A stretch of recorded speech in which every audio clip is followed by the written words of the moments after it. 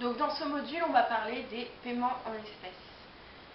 Donc le paiement en espèces, il est constitué de pièces et de billets, comme tout le monde le sait, et il est très réglementé. Donc il est autorisé à l'égard des professionnels pour régler un montant dans un cadre très limité. A l'inverse, il peut être rendu obligatoire dans certains cas, et c'est ce qu'on va voir dans ce module. Donc le paiement en espèces est le paiement le plus utilisé devant les chèques, les cartes bancaires ou tout autre mode de paiement. Le seul problème avec le paiement en espèces, c'est qu'il ne peut pas payer au-dessus d'un certain montant.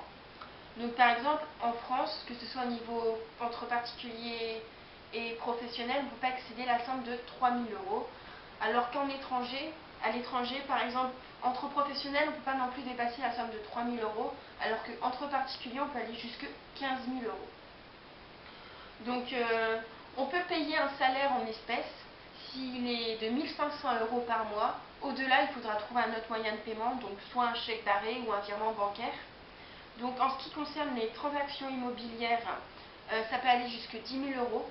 Donc par exemple un achat de logement, vous pouvez aller jusqu'à 10 000 € en espèces. Donc pourquoi toutes ces limitations?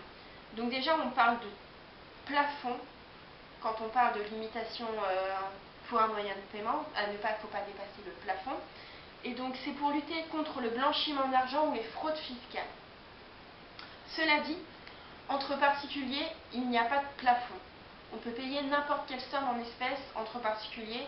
Seulement, au-delà de 1 500 €, une facture est obligatoire. Voilà. Et une autre petite info, il y a une mise à jour des plafonds en 2010. Donc, il y a une obligation d'accepter on est obligé d'accepter les paiements en espèces, personne ne peut refuser, sauf si bien sûr le montant dépasse le plafond autorisé. Et on peut également refuser un paiement en espèces si celui-ci dépasse plus de 50 pièces de monnaie. Donc voilà, mais à l'inverse, on peut aussi exiger un paiement en espèces et refuser tout autre moyen de paiement, sauf si celui-ci, encore une fois, dépasse le plafond autorisé. Donc on peut également exiger de faire l'appoint. Déjà, faire l'appoint, c'est une règle de cerveau à vide, dit-on. Et donc on peut recevoir un refus du créancier si par exemple le billet qu'on donne est trop élevé par rapport au montant qu'on doit payer. Donc il peut exiger de faire l'appoint. Donc maintenant on va voir une partie plus législative, plus juridique. Donc il y a les autorités douanières et l'administration des impôts.